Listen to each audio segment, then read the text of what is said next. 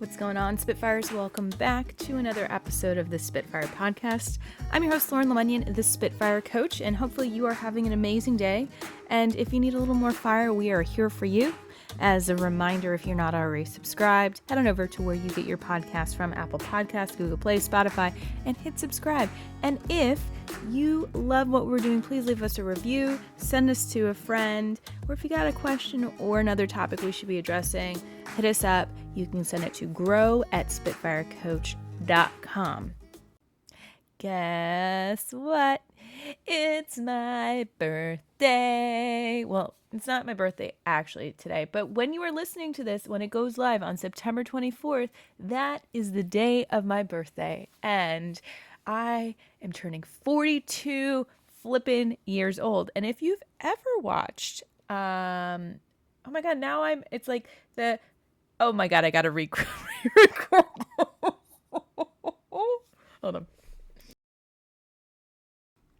Okay, take two. Serious face. You can't see my face, but imagine it's really serious. Okay, here's what I was trying to say before.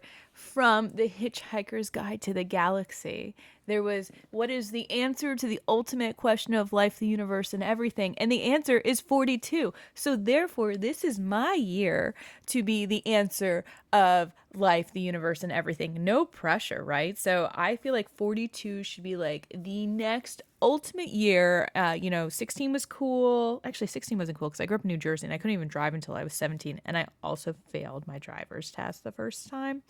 I rolled a stop sign. Whoops. I'm a great driver now. Anyway, 17, 18, you can vote. 21, you can drink. I think like 35, you can become president. But I think 42 should now become a staple birthday because according to the Hitchhiker's Guide to the Galaxy, we are now the ultimate answer to life, the universe, and everything. And so, therefore, I am going to really make this an intentional podcast episode because I feel like it's got to be deep and I'm going to go back and listen to it. But I will say that I did not think that this 42nd year was going to be what it is because I got pregnant at 40 and I have an amazing little beanie bear who is walking and so sassy and amazing and sweet and just this little morsel of goodness. And Brian is convinced that she's my mini-me and I will happily take that. But I didn't think that I would be here. I had a rough start, I would say. That's a weird thing to say. I had a lot of really interesting lessons learned. God, I'm being so PC right now. It's my freaking podcast and nobody really listens to it. So what do I care? Let's just say that I struck out in the relationship department and I like to sign myself up to a lot of projects. And ladies and gentlemen, if you like to fix people and try to build them up, I hope that you read this as the big old red flag. Don't do it. I like to say that I acquired a master's in life with the amount of money that I spent on my past relationships or the amount of money that I made other people that I did not see a dime of. And I will not name names, but you know who you are. And there are multiple ones. So I am taking accountability for this. And hopefully they have learned their lessons. But the best gift that I have ever gotten was from an ex-boyfriend from my college years, who actually years later got in touch with me to apologize for how they treated me. And holy crap, was that an amazing weight that got lifted. And I'm pretty sure that kind of got everything into motion because it started to get me to assess myself at a higher level. And I think that is really what the last couple years have been. I got divorced. Well, I got married when I was 26. I got divorced when I was 31. I sold my house and moved back to DC. I quit my 11-year career in association management and started my coaching business with no clients and put my rent on credit card and then promptly got myself into another relationship where I basically built someone's brand for almost 5 years. And I did not learn my lesson because I was like, oh, it's fine. It's building both of us and, we have a future together. But there was no future. And it took a while to see that, but I had to dig deep, and look at levels of kind of self-worth. And I think maybe that's what this is about. The ultimate answer to life, the universe, and everything is how you view yourself, how you define your worth, how you define your values, what you're here to do, not for other people. And this is what always comes up in my coaching sessions is people are so in this doing mode for other people that they don't actually know who they are. They don't know who they are without the validation of other people. Am I good enough? Am I not good enough? And I don't blame them because it's how we were raised in an educational system, in a religion, in just society at large. And you throw in, the patriarchy and misogyny and, all that stuff. And men and women are impacted by this negatively. This is not just women getting oppressed by the man. Like it affects men too. I coach a lot of men. I see it firsthand.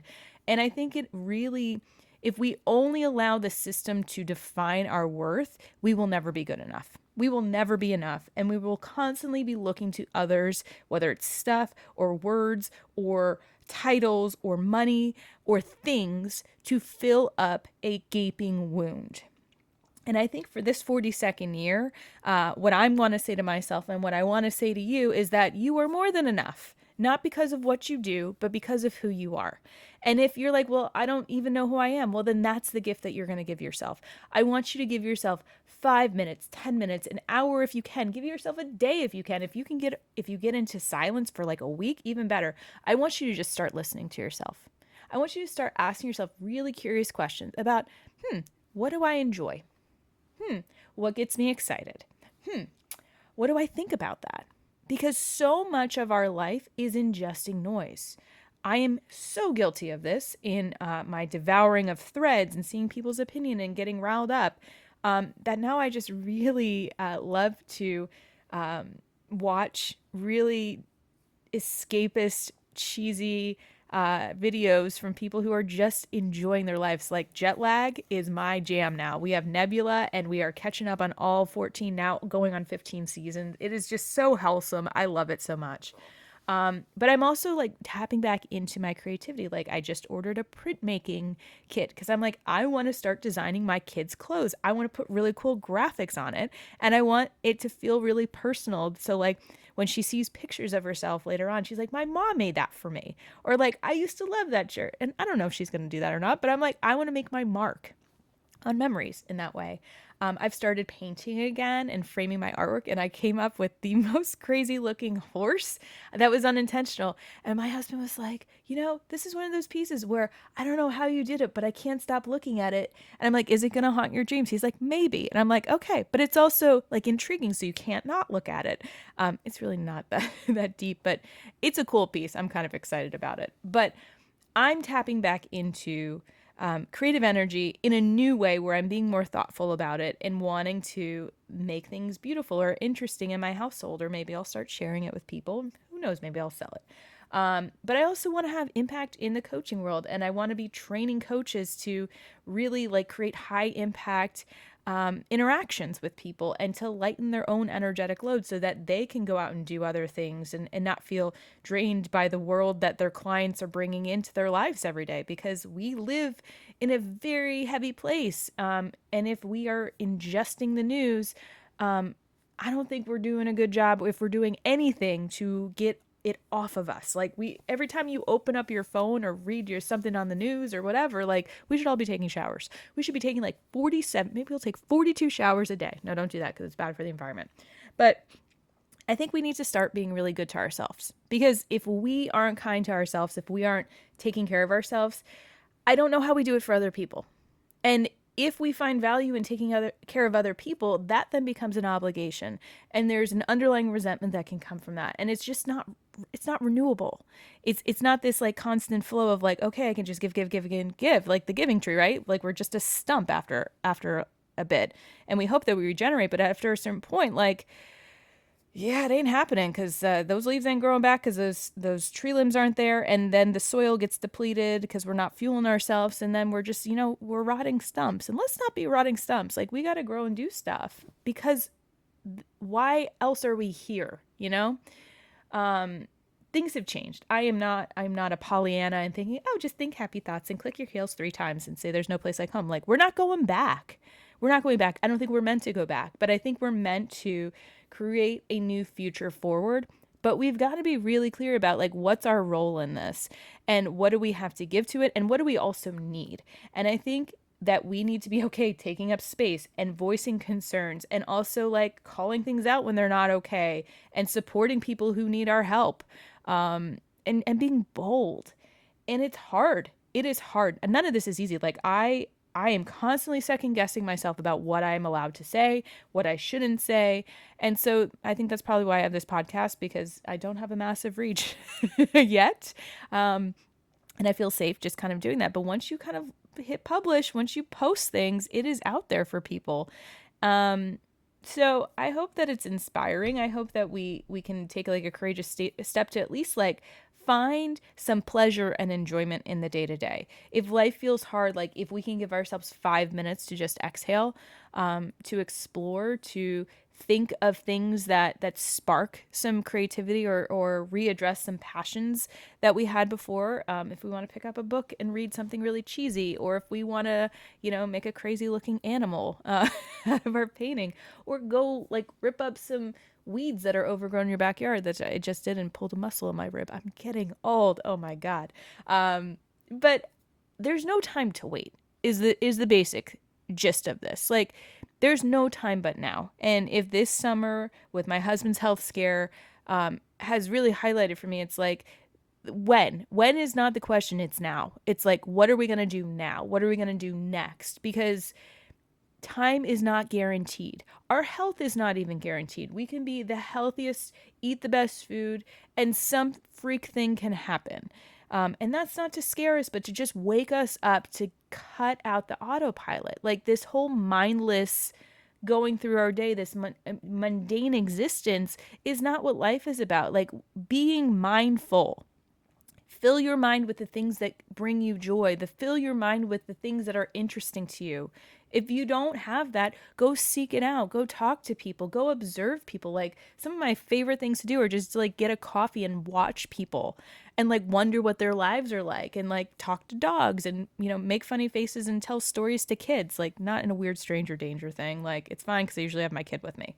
But there are ways for you to get those sparks of joy even when things feel heavy. And so it might not feel like it's a vast landscape of rolling hills of joy bubbles, like, you're in The Wizard of Oz and you're getting high off of poppy fields. But there are opportunities for you to find those little pockets. And sometimes we have to push things out of the way to make space for it. It has to be intentional because nature does not like a vacuum and we are defaulting to some really grimy shit. So we've got to be intentional in creating the space for us to breathe, to exhale, to then find some wiggle room for creativity, for passion, for just expression. And if that's by yourself, awesome. Like I love alone time. If you've got a friend that you can do it with, great. Just make sure that they're not like on their phone too. Like have kind of like a phone free time. I know in DC, they just opened up a phone free existence, which is pretty cool. Like you have to check your phone into a bag. And I think that's amazing. Although if you're trying to sync up with people, it could be kind of challenging. But they should probably know where you're going. But I'm just like imagining what a first date would be like, assuming that it's not a creeper and you're not worried about your safety. Who knows? So 42, the answer to the ultimate question of life is to just be intentional. Be intentional and care for yourself. That is my answer to it all. And I hope my 42nd year is amazing. I am attending an event all day in Richmond, which I'm excited about. My husband's like, okay, you want to go be on the road for 4 or 5 hours? And I said, yes, because I'm going to go network my face off and I'm going to make friends. And I'm going to wear a really cool outfit. And that is my present to myself. So if you're turning 42, happy birthday. If you've been 42 already, let me know if it was a magical year. If you're not quite 42, what do you want your 42nd year to be like? I'm curious to hear. So I'm going to go celebrate my birthday, pop some bubbles, and y'all keep being awesome.